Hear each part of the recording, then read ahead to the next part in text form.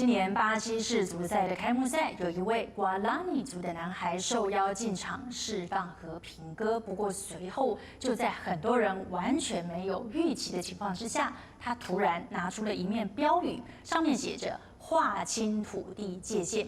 这个现场是在世足赛圣保罗球场的开幕赛的现场。这位年轻人抗议的就是要求政府要尽速划清原住民族土地的范围，不要让原住民族流离失所。在巴西，原住民族流失土地跟生命的情节不断上演。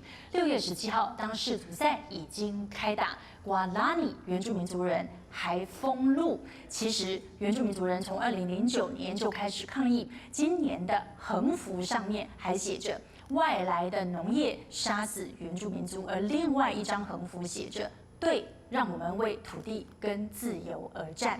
政府允许农场跟财团进入原住民族的土地开采，完全没有取得原住民族的同意。在今年由世界原住民族广电联盟所举行的第2届世界原住民族新闻奖，就有一则描述巴西原住民族捍卫土地的新闻报道，入围了国际新闻报道奖。这是一则由纽西兰毛利电视台的调查报道的记者跟摄影飞到了巴西的瓜拉尼部落所进行的采访，专题的名称叫做《沉默的屠杀》。These are the faces of what's been called Brazil's silent genocide. The Guarani Kaiowá were once a proud forest nation that's been destroyed for farming, and the former landowners have literally been kicked to the curb. Você vai pegar o trocinho de peão São Bernardo, vai jogar no buraco, morto do rio lá, quem vai saber? Ninguém não vai saber não, né? So why should we care? Simple answer, because no one else does. Eles estão passando muita fome e quem vai ajudar para nós? Não tem para ajudar nós. And while they starve, they watch the farmers' fields flourish before their eyes. Hoje está usando pelo outra pessoa, criando gado, plantando soja, plantando cana, e podia nós morar naquele tecoá. In their homeland of Brazil, they're treated by some like animals. Não respeito não, né? Ninguém não é cachorro não. Tem na roupa, tem papá, passa motoqueiro, tem aquela fita branca de moto. Now they're fighting to get their lands back in court. But their battle with local farmers on the land is often brutal and violent.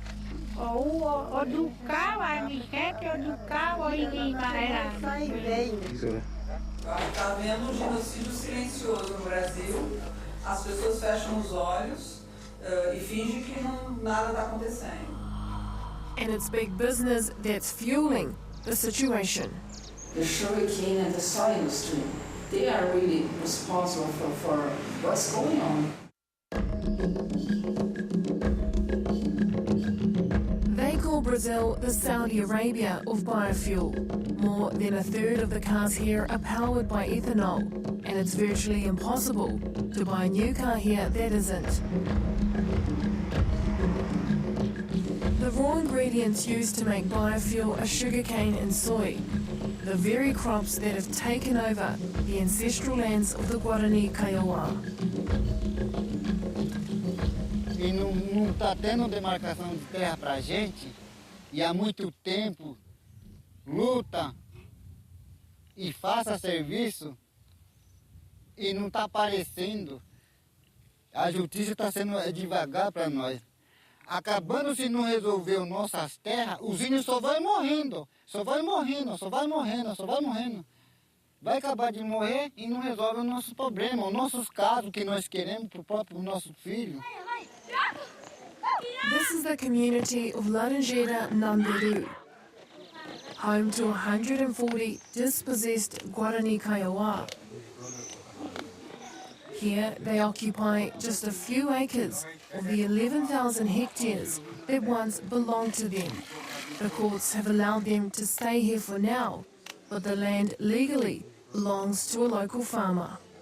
Mas a gente fica um absurdo quando a gente vê quando ele planta e a gente tem vontade de plantar também e a gente não consegue.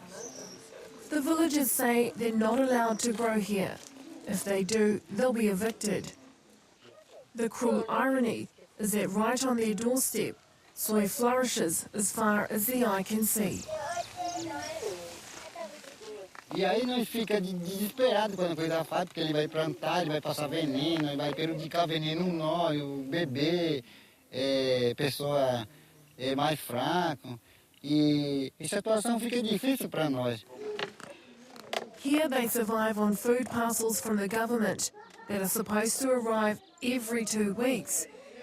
But when we visit, there's been no food aid in over a month.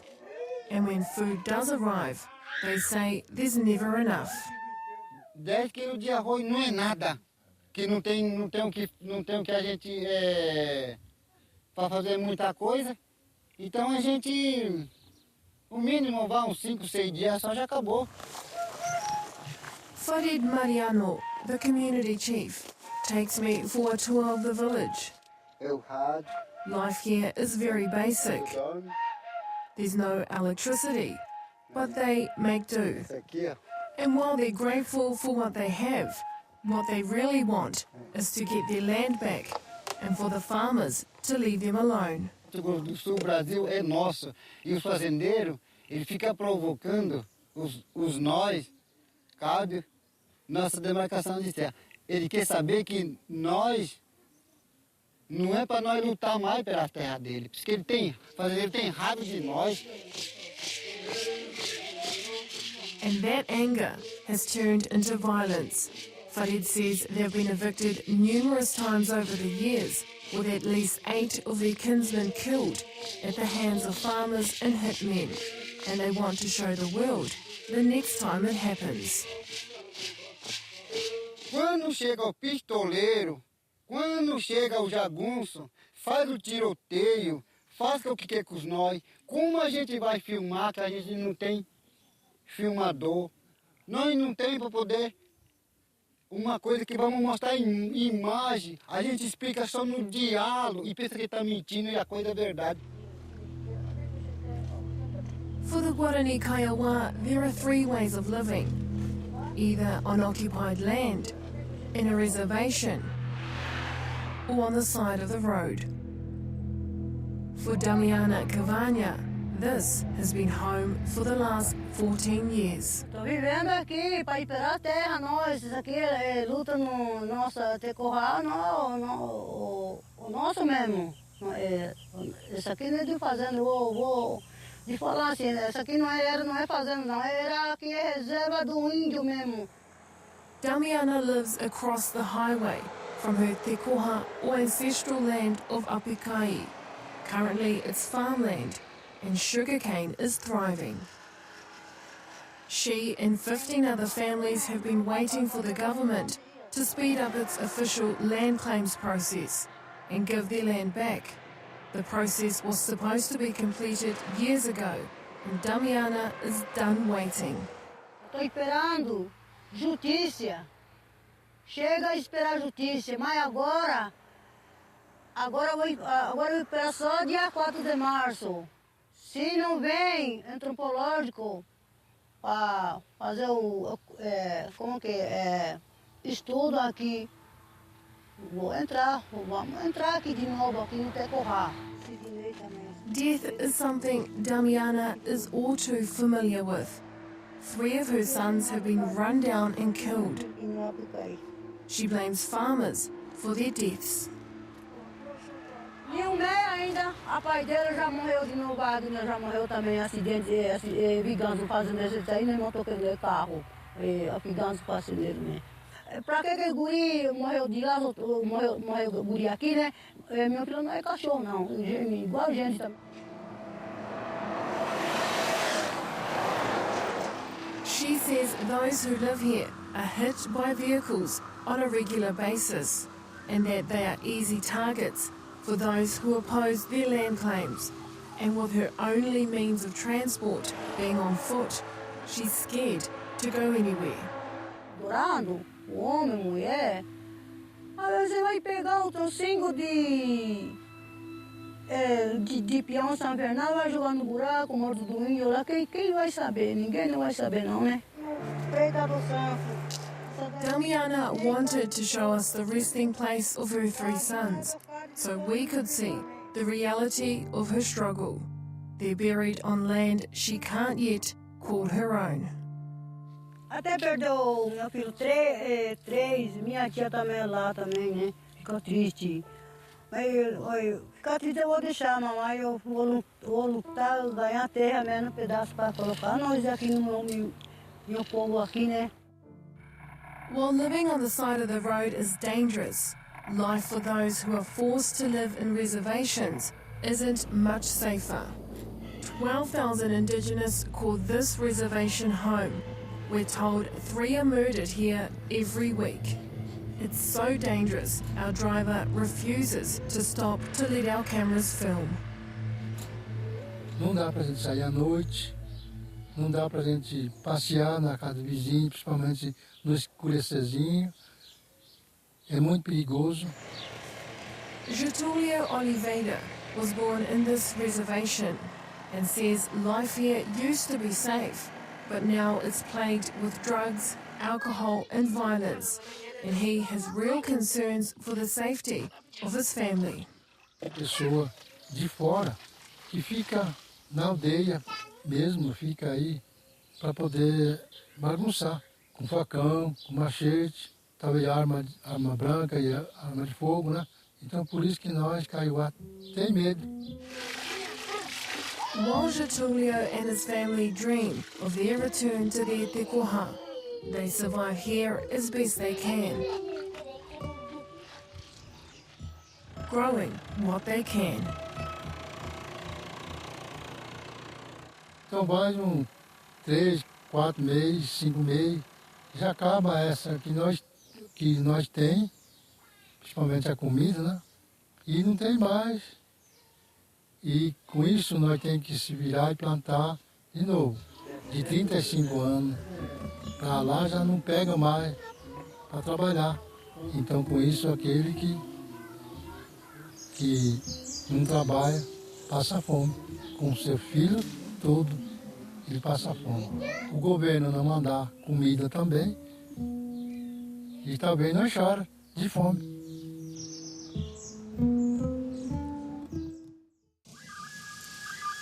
The land issues that currently exist in the state of Mato Grosso do Sul are complex. Over the last century, the Brazilian government progressively sold off indigenous lands to farmers. And now their constitution insists that these territories must be handed back. The process of demarcation that defines which areas are to be returned should have been completed 20 years ago. Today, the Guarani Kaiowá are still waiting. Aí vai rolando, e não sai nada. E nós fica desesperado. E aonde que quem não entende minha comunidade fala assim, a FUNAI não está resolvendo nosso caso, a justiça não está resolvendo, eu já vou me suicidar, outro já começa a fazer perder a vida dele.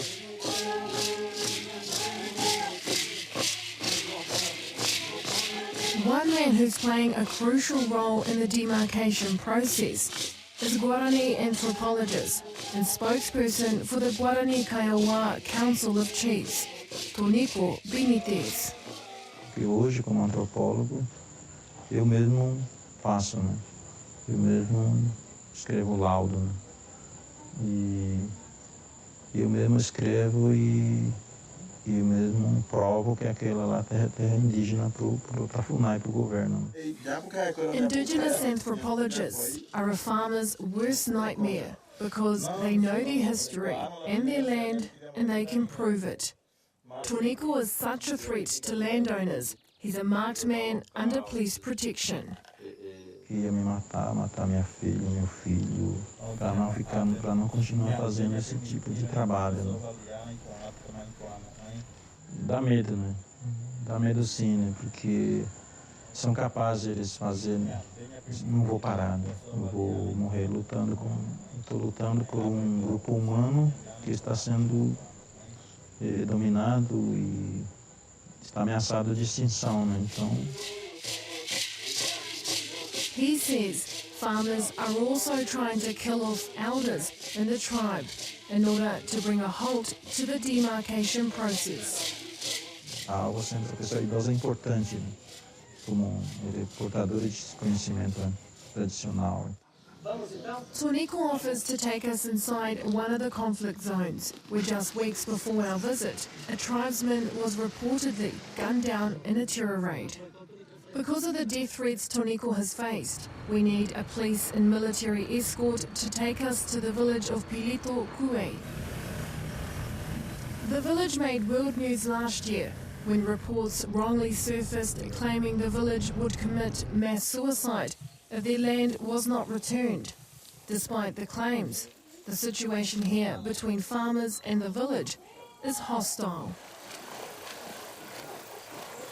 The farmers have blocked off the entrance to the village with armed security, and this is the only way that we can get over to the village of Pilitokue.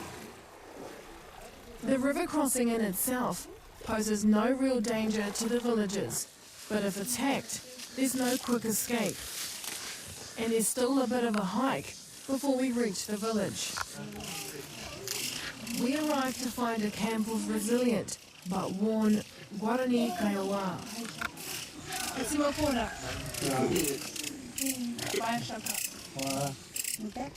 Their warm hospitality sees them keen to share what little they have. More than 100 are living on this small piece of barren land, and visits from outsiders are rare, so they're keen to share stories of their struggles. This woman shows me bullet wounds she suffered in one attack. It also left her blind. This child too suffered injuries during the most recent raid on their camp. I'm taken to meet one of the most powerful shamans in the land. He's been involved in more than 30 occupations. He tells me 5 have died here at the hands of gunmen, then describes the most recent attack. The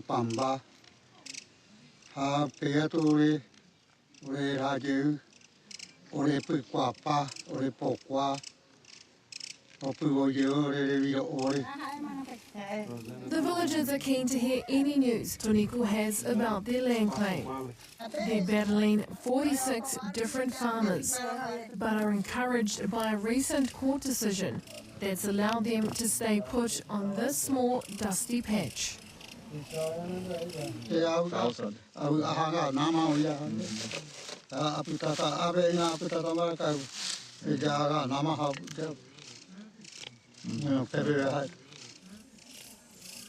But when will the violence stop? A lot of blame has been placed on the biofuel industry for buying sugarcane and soy that's grown on indigenous lands. Other indigenous advocates also blame the Brazilian government for not doing enough. Eu acho que se o governo brasileiro quisesse, ele já teria resolvido a situação dos Guarani Kaiowá. Tem muitos interesses em jogo, interesses políticos, tem muitos políticos que são donos de fazendas, tem muita gente rica, juízes que são donos de terras no Mato Grosso do Sul e que não têm interesse de que os Guarani Kaiowá realmente sejam realocados para suas terras. Photojournalist Rosa Guaritano has spent much of her career trying to raise the awareness of the issues facing the indigenous. Working with the BBC, her images have been viewed around the world. But here in Brazil, she says many are oblivious to the plight of the Guarani Kaiowá.